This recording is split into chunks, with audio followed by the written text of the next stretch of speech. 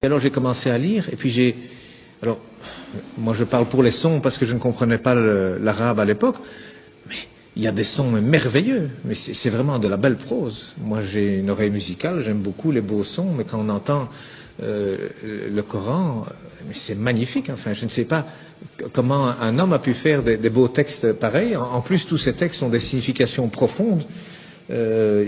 Il n'y a pas une erreur, il y a des gens, des médecins, des scientifiques qui ont fait des erreurs, des recherches sur ces livres saints. Ils trouvent des erreurs dans la Torah, ils trouvent des erreurs dans la Bible, et ils n'en trouvent pas dans le Coran, rien. Il n'y a rien qui est mauvais, même il y a des images qui sont reprises, qui correspondent pratiquement à la meilleure définition qu'un médecin pourrait faire à un ignorant. Donc c'est des choses merveilleuses qu'il y a dans le Coran. Et en plus, moi j'ai découvert récemment la formule de la beauté, comme on dit, c'est-à-dire qu'aujourd'hui la beauté c'est quelque chose qu'on calcule mathématiquement, hein, donc il y a des formules pour savoir jusqu'où il faut mettre du rouge à lèvres, jusqu'où est-ce qu'il faut épiler les sourcils, il y a un coin à respecter qui va du coin de la bouche, le long du nez, jusqu'au coin de l'œil et le début du sourcil, donc ce qu'il y a là il faut l'enlever, et puis il faut aller du coin de la bouche à l'autre coin de l'œil, jusqu'à l'autre fin de sourcil. Cet angle, il doit être exactement l'angle qui correspond à un rectangle où il y a cette proportion, la beauté mesurée, comme on appelle, que d'ailleurs Fibonacci a découvert lorsque les chiffres romains ont été éliminés et remplacés par les chiffres arabes. Alors, ils viennent d'Inde en réalité, hein, avec le sifr, le zéro, hein, en arabe ça s'appelle le sifr. Donc c'est devenu les chiffres plutôt que les nombres. Et puis Fibonacci l'a découvert avec ces chiffres, c'est formidable, on peut faire des calculs infiniment grands et puis avec la virgule infiniment petit. Et il a découvert comme ça que la pyramide de Khéops, le Parthénon, enfin tous ces beaux bâtiments, même en Italie, il a découvert qu'il y a toujours la bonne proportion. Même les peintures, il a découvert que toujours c'est au même endroit que doivent se trouver le centre du tableau. C'est pas au centre, hein, non, c'est quelque part 1 sur 1,618. Donc il y a des proportions. Eh bien aujourd'hui on retrouve, la Mecque se retrouve sur la terre aujourd'hui. Hein, lorsque vous avez 1 et 1,618, eh bien cette ligne, elle passe à travers la Mecque, à travers la Kaaba au mètre près. Et la distance entre la Kaaba et le pôle Nord fait 1, et entre la Kaaba et le pôle Sud fait 1,618. Ça veut dire qu'Abraham, il a abandonné sa femme, enfin sa servante Hajar, avec son fils Ismaël. Elle a dit, pourquoi ici? Dieu m'a dit ici.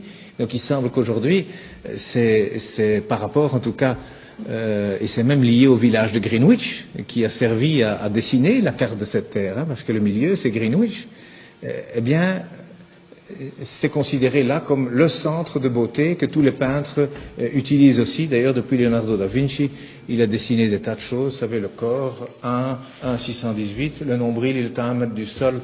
La taille idéale, c'est 1,618 m. Donc, il y a plein de choses. Les dents même, la dent du milieu, elle fait 1,618. À côté, elle fait 1. La bouche, elle fait 1,618. Le nez, il doit faire 1. Là, il y a des chirurgiens esthétiques aujourd'hui qui utilisent ces mathématiques pour corriger les visages. Eh bien, il y a un verset qui contient la Mecque dans le Coran. Hein, eh bien, le verset, il fait 47 lettres, divisé par 1,618, ça fait 29. Pile poil le début du mot Mecca. Enfin, c'est un bas de Becca, mais c'est pile poil à cet endroit-là. Donc, je veux dire, quand on découvre des choses comme ça, et il y en a encore hein, dans le Coran, il y a des vérités comme ça mathématiques, on se dit, c'est quoi ça? C'est pas un homme, il n'avait pas d'ordinateur, hein, le prophète, il n'en avait pas, c'est sûr, c'est certain, ça c'est vraiment une vérité, on n'a jamais rien retrouvé d'informatique à l'époque, c'est sûr. Et ça a déjà été testé, à mon avis, 1 million de fois. Ça fait partie de la science exacte.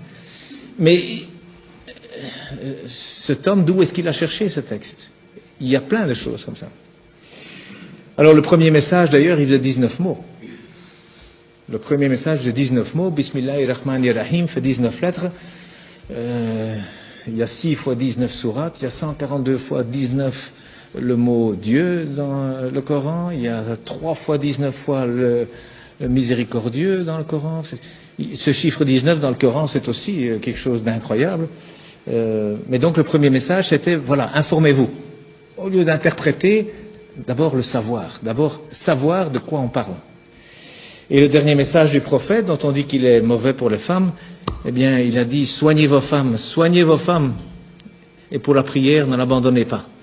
Alors, moi je dis, une religion où le premier message et le dernier message sont ainsi, je ne vois pas très bien ce qu'on doit craindre. Donc,